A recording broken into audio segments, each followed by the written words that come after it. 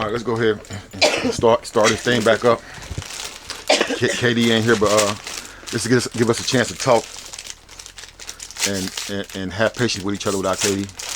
And I don't know what you're talking about. But anyway, listen. One of the questions I wanted to ask y'all was about your support system. Do you have and safety nets? Do you have a safety net or a support system? My mama, as you know. Talk about it. So, I don't know if it was beginning of this year or last year. I had just ended up telling my mama, you know, because she was wondering what I'm out all the time. I always tell her, send me money for other stuff. Mm-hmm. She started to realize that it wasn't for what I was asking it for. Right. But she didn't know it was for drugs. Well, she thought it was for like shrooms, I do mushrooms and weed. Mm-hmm. I told her I snorted. I never told her I did, you know, crack. For some reason, it's like people ain't really that, you know, judgmental if you snort, but when you do crack, it's like Right. the worst thing in the world. Right. So It's all the same. people start, you know, getting envious. So someone come to your house, da, da, da. So I don't know. I just ended up telling my mama myself, like, I smoke crack. Right. You know what I'm saying? She tried to get me in rehab once. And I just did it because I wanted to make her proud, whatever. But it's like right when I got out, I look at my phone. 5 dealers and text my phone. Where you at? When you try I give you 8 ball. It's like, I was only Peer pressure. one day out of Right. rehab. To answer the question, your mother Yeah. that's your safety net, and Yeah. that's your biggest support system, Yeah, biggest supporter. Yeah, because you know, I told the truth. Right. Right now, at this point in my life, I don't lie, like, you know what I'm saying, where Right. I'm at. Or I can just tell her I asked her for it, for Right. drugs, and she'll just say yes or no. Right. And also, I don't have a legit job right now, but I also get money from helping my mom out. Mm-hmm. So, you know what I'm saying? So, bottom line, one thing about it is this: if you never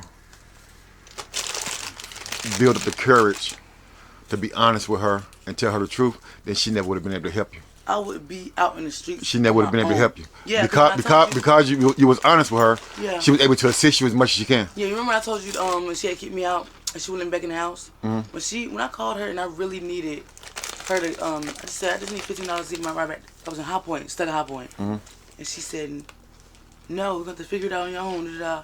And I was like, dang, how can she never really? said no to you. No, she did. I was like, how can you? Time. I mean, that was the first time that. I was like, how can you like not care My bad. about, you know, me stuck like stranded? You know what I'm saying? Or Wow. how can you not care about me? Like, what could happen? You know what I'm saying?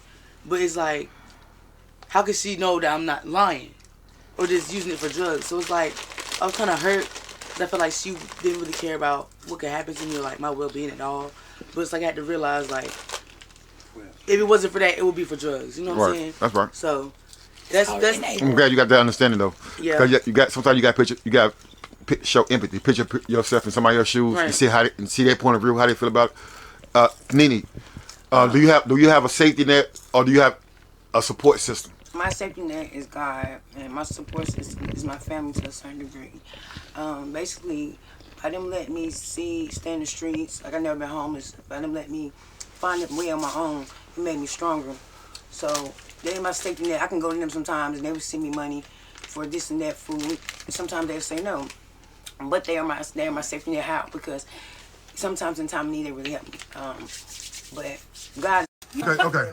Hey, Nene, you were saying that God is your biggest supporter. Go ahead and talk about that. God's my biggest support because imagine if my mom wasn't here, my dad wasn't here, God's always here. I can't depend on fleshly human beings to be my support system because if something happened to him, I still depend on something, which is God. God will never forsake me, so God is first. I have to pray and believe and trust and teach me to build my faith. Not to believe in physical, but believe in, as far as mental and spiritual. Right. What about you, Howard? You got a support system? Yeah, I don't drink, baby girl.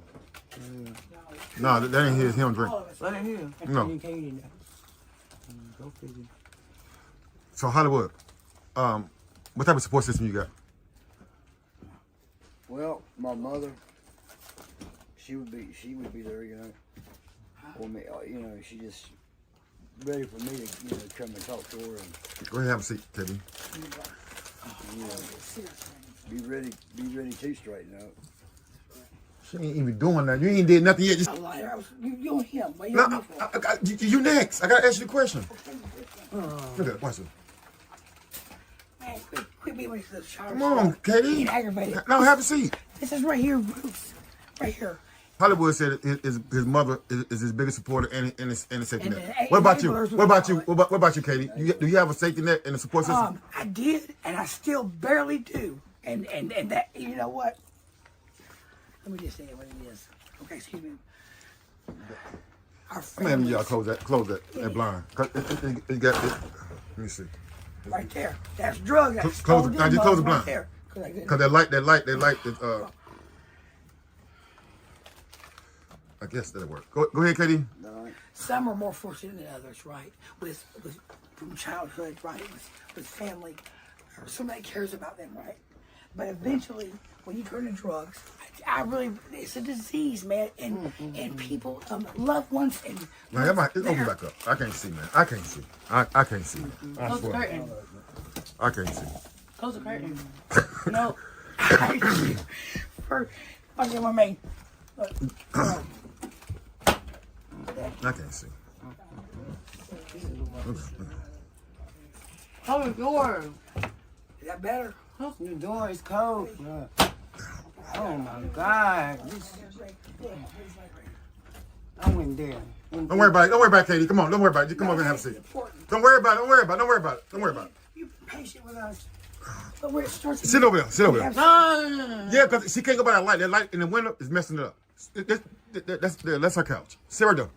On your own I'm couch. not worried about it. That woman tell me if I can sit or not. Sam, just say I don't care what you do. Just tell myself.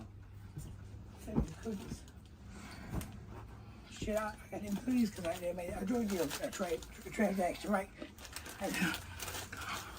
Let me ask y'all something. If it was one thing that you wanted people to know about addiction. Just say fucking no. God If damn. you No. look at us, That's not what I'm asking. That's not my question, Katie. all right, A lot of people, Katie, a lot of people don't know about addiction. They may treat y'all different. Your family may say, hey, when people find out you got addiction and they don't know about addiction, they might say little weird things like, why don't you just stop? Like it's so easy. Like you can just turn on like because they don't understand addiction. it interrupts loved ones' lives. When it interrupts a loved one's, My question is, what would you want those people to know about addiction that they don't understand? It's a battle. It's a disease. And that it's not something that we chose, it's something we ran into, and that It's not by is choice. that we're not bad people. We just made bad decisions. It's a It's mistake not in our really lives choice, that we though. came across. And they don't understand addiction. They have addiction, whether they know it or not, to something. Yeah. It'd be the motherfuckers that be gambling. Gambling is addiction too. That's what it was. And it's worse even when you're a gambler and you also have an addiction on drugs. Anything is addiction. Eating too much, sex, Even watching making TV, money is addiction. Anything is addiction. Oh, sometimes you want to work. Overindulge. Excuse me. It's me. Working too much is addiction. So anything is addiction. So don't just look at us because we have a drug addiction. You also have some type of addiction in your life, whether Right. you realize it or not. Emotional, mentally, physically, anything. Anything that you do too much, overdo too much, is addiction. And you feel like you can't have, cannot live without it. Some people can't stop And drinking control. coffee. Some people can't stop smoking people weed. Watching a certain TV show, that's Right. addiction. You can't stop have eating disorders or eating problems. Having your I mean, it's a whole bunch of addictions. Yeah. We get that, but I just wanted to. But I want them to know that That it's very hard on us. This right here And is that- about excuse me, crack cocaine. excuse me. That it's very hard on us, and that we do mean good intentions. Sometimes we do bad things, but addiction is very hard. Especially a cocaine habit is very hard to maintain. Especially when it comes into your mental, your emotional state now. Like, And- you know what I'm saying? Before it was like physical. I guess like tapping my foot at first, but it's like when I start doing it back to back.